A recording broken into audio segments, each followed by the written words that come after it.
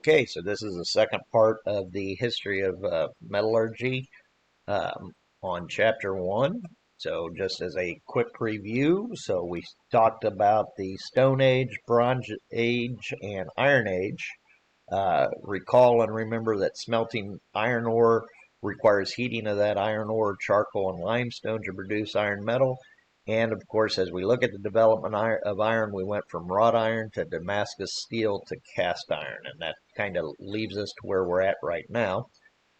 Here, as we get into a little bit more modern age of metallurgy. So, and I want to kind of mention your textbook goes into the development of smiths, what's referred to as smiths.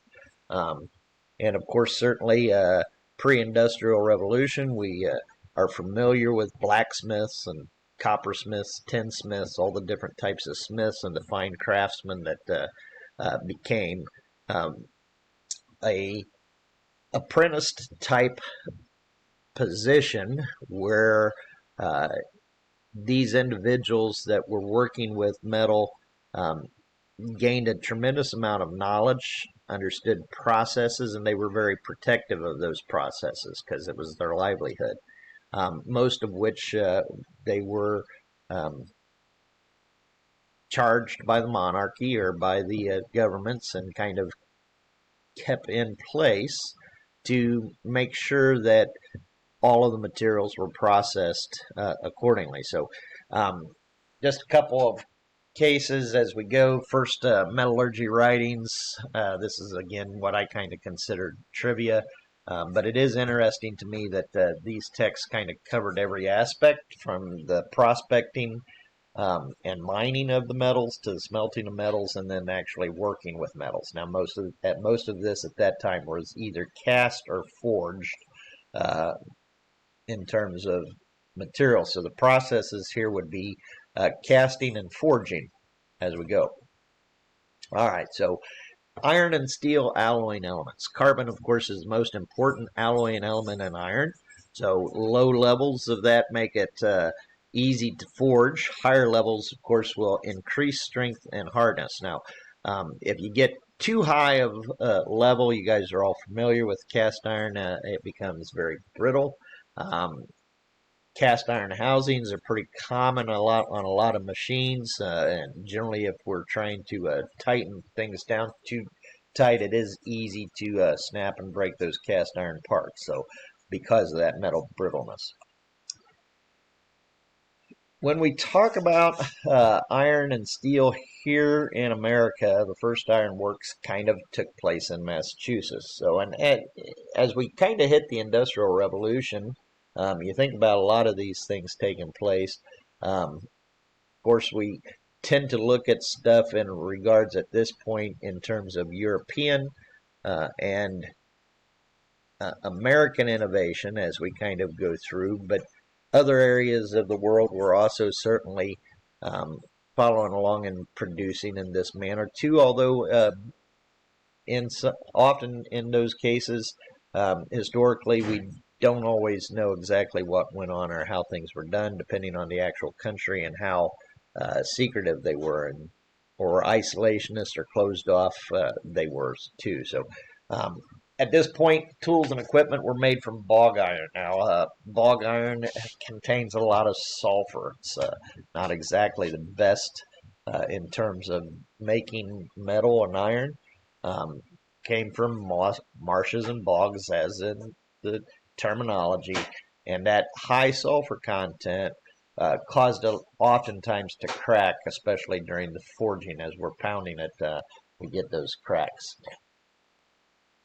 Okay, so when we get into industrial revolution, there are a lot of things that were kind of happening simultaneously in terms of this innovation that was going on.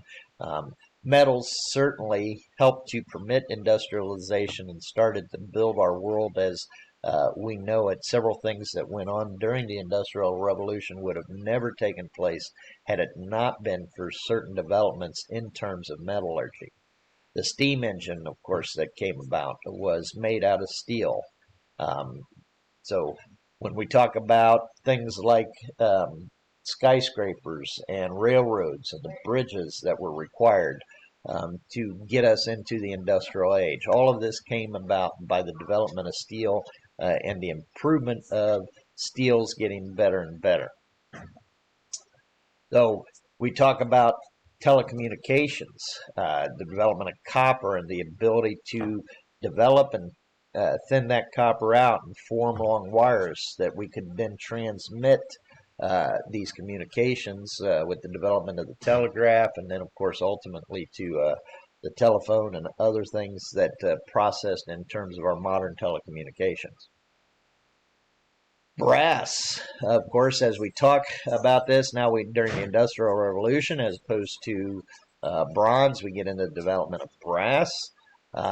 It's an alloy of copper and zinc, so brass is very easy to cast, it's easy to form, it's easy to machine, and of course it too is stronger than copper as well. And so we get this idea here of using brass. Now there's some other reasons for the development of copper and brass. Obviously the conductive nature of that material is very, very important in terms of our ability to use that and manipulate that material to the desired specifications that we need.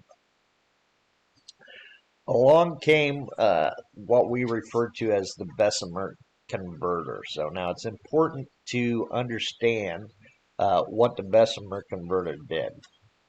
Prior to this, we basically would have open air type forges.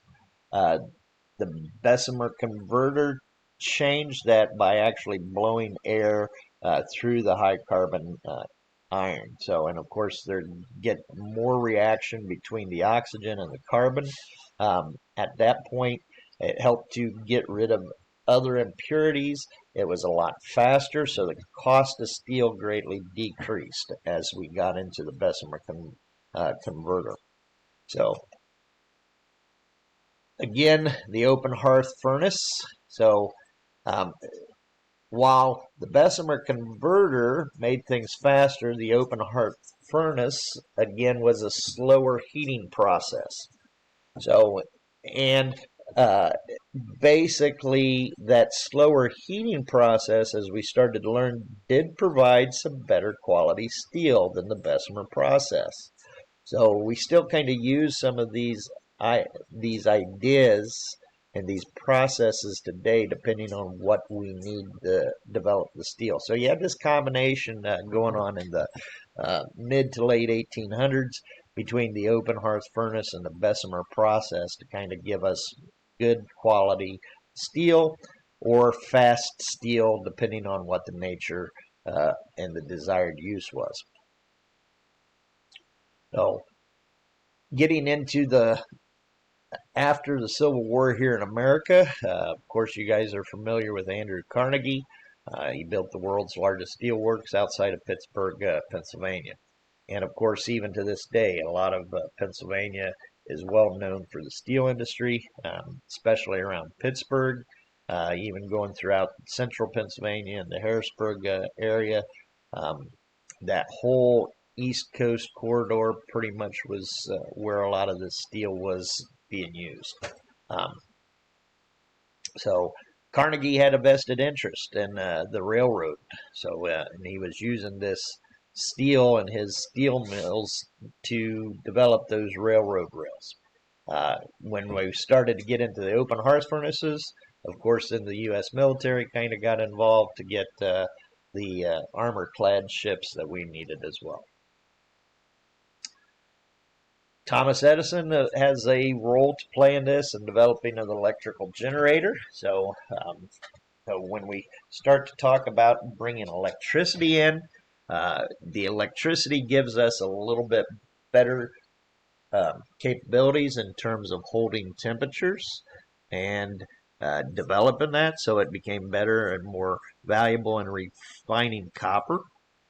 So we get a couple of other refining techniques that are used for aluminum. So the Hall-Héroult process, where the cost of aluminum dropped by 90%, and different applications for aluminum also increased. Now, So that bauxite material with the use of electricity became very, very useful for us to get aluminum out of it. All right.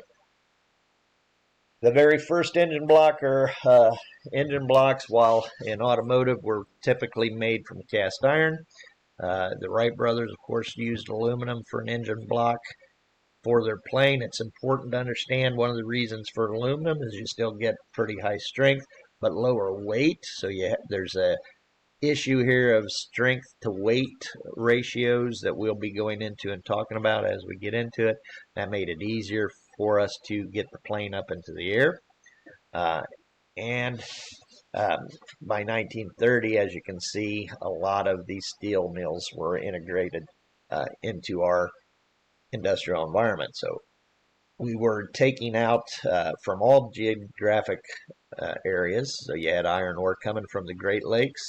We're using coke that was produced by Appalachian coal. So we had a big mining industry in the Appalachians to pull coal out of the ground. So we, of course, here in the Midwest, you have a lot of limestone. So we were pulling that out. And of course, we could produce a lot of steel from those. And of course, with the development of the railroad, that also made shipping all of this material a lot easier to go from one geographic location of the country to another. We get into the 1950s after World War II and what we call the basic oxygen furnace. So this started in Europe. Remember, in 1952, Europe is pretty much destroyed by World War II. So there's the rebuilding efforts, and this kind of came out of that rebuilding effort. So the basic oxygen furnace basically took a Bessemer converter, but it basically poured pure oxygen instead of air. So we were using that relationship and the control of actual oxygen being pushed into the process gave us a little bit more control and helped us to develop faster, more efficient steelmaking procedures. U.S. steelmakers, of course, did not develop this process until several years later. So kind of tends to be the way industrial innovation works. As you go, different areas might be new to develop something, and generally there's a lag time of 10 to 20 years before other areas around the world adopt to those procedures. So, and we get the idea here of a continuous casting process. So where we, nowadays these furnaces, and whichever method is being used, it takes a warm-up period. So you're constantly keeping that foundry up and running. So when we get the continuous cast steel that's going on, it's very costly to get those furnaces up to the right temperature. So these have now pretty much replaced what they would refer to as the large ingot casting in the past. So development of the electric arc furnace. Again, as we use electricity, we can get higher temperatures. And the first commercial electric arc furnace was developed in 1969. So the key takeaway here is the development of these mini mills. So they're smaller scale steel mills that are utilized, and today most of U.S. steel is produced by what they call a mini mill. So I'm going to stop right there for part 2. We'll come back and finish this up in part 3 of our introduction to metallurgy.